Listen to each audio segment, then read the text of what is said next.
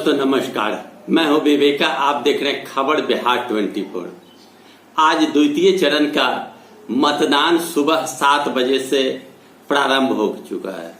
मैं आपको पूर्व में भी बताया था कि 94 विधानसभा सीट पर आज मतदान होनी है। द्वितीय चरण की मतदान आज प्रारंभ सुबह 7 बजे हो गई है। इस द्वितीय चरण के चुनाव में 1463 उम्मीदवारों के भाग्य का फैसला होना है।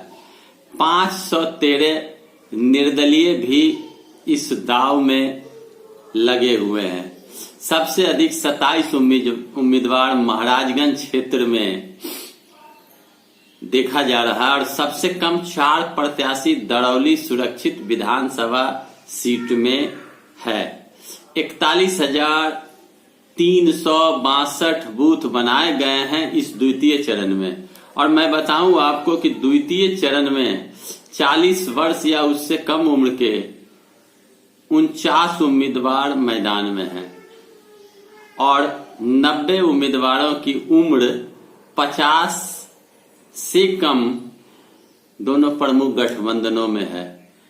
43 सीट पर जदयू प्रत्याशी खड़े हैं और इस चरण में मैं आपको बताऊं कि पूर्व में जो आंकड़े हुआ करते थे उस आंकड़े के आधार पर मैं आपको बता सकता हूं कि महागठबंधन को 15 के चुनाव में अच्छी खासी बढ़त इस इलाके में मिली थी।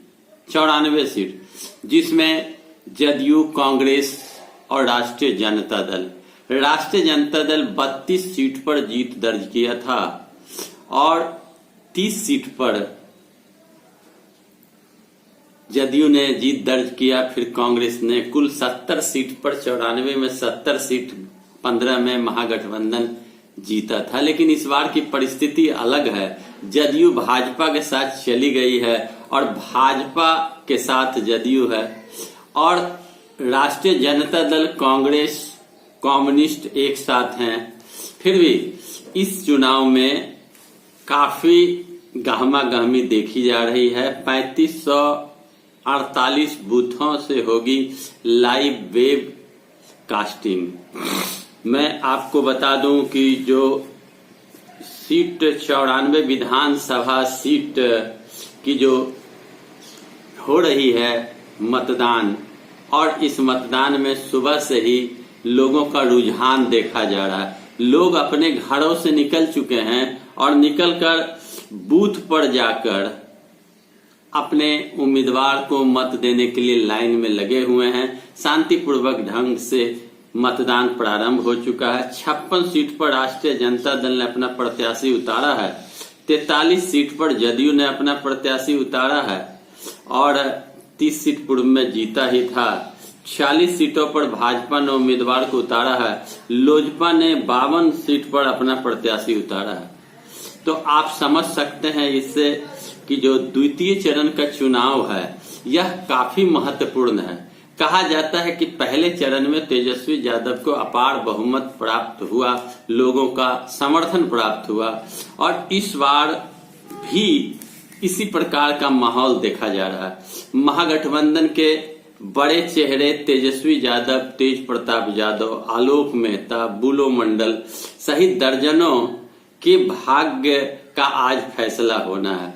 बाहुबली रीतलाल यादव, आनंद मोहन के बेटे चेतन आनंद, रामा सिंह की पत्नी बीना देवी, प्रभुनाथ सिंह के बेटे रणधीर सिंह, भाई केदार सिंह और समीर महासेठ मधुबनी से मैदान में है। वहीं कांग्रेस के भी दिग्गज की दाव आज प्रतिष्ठा पर लगी हुई है।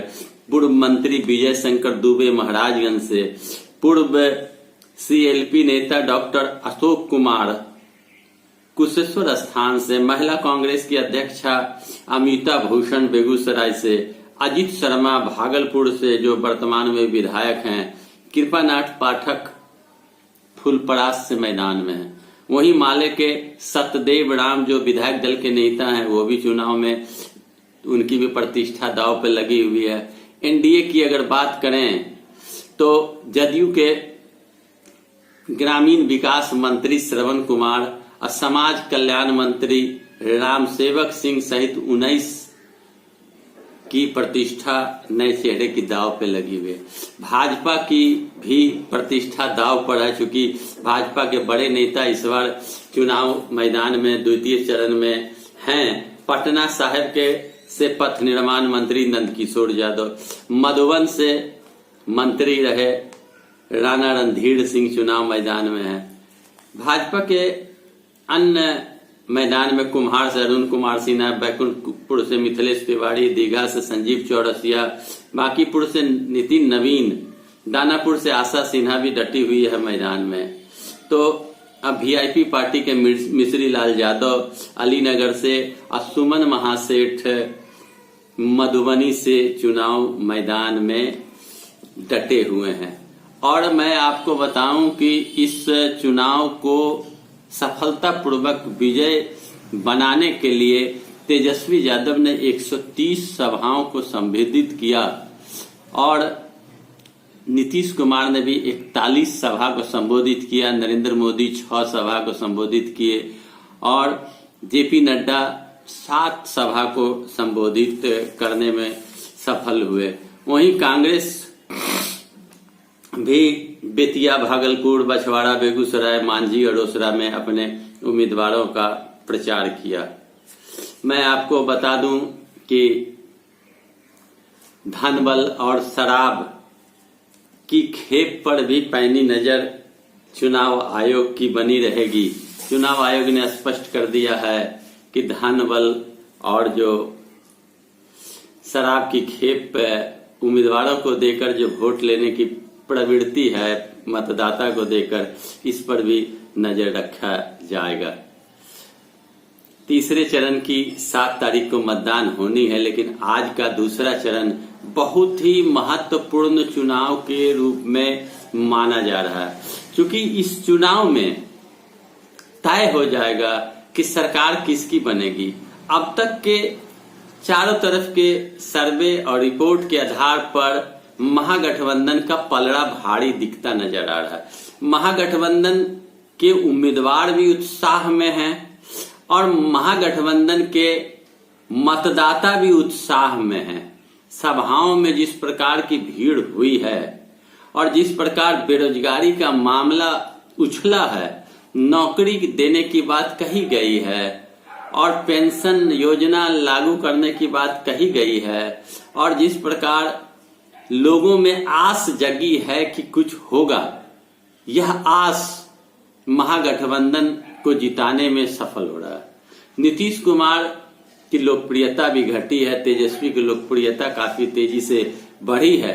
94 सीट महत्वपूर्ण सीट, अहम सीट, मतदान प्रारंभ हो चुका है। मतदाता लाइन लगाकर मत देने में जुट गए हैं। कई दिग्गज की प्रतिष्ठा दांव पे लगी हुई है।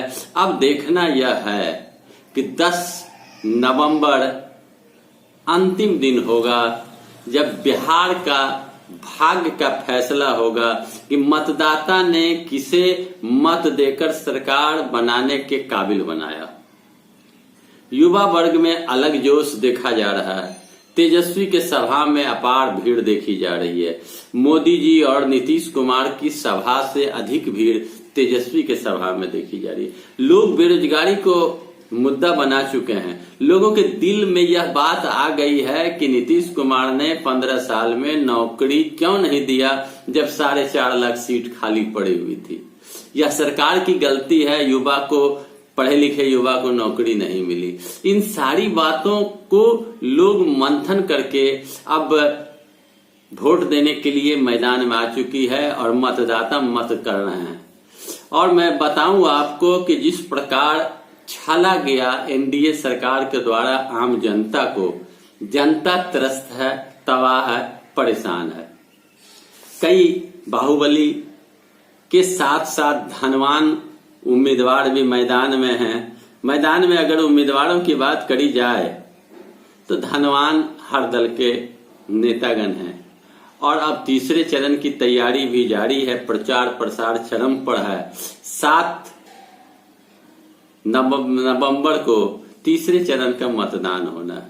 तो मैं आप सबों को अपील करता हूं हाथ जोड़कर कि आप मतदाता हैं, मत का प्रयोग अवश्य करें, अधिक से अधिक मत का प्रयोग करो। अगर बदलाव की आंधी आप देख रहे हैं, बदलाव चाहते हैं, युवाओं को नौकरी और बेरोजगारी से निजात दिलाना चाहते हैं, निकले घर से।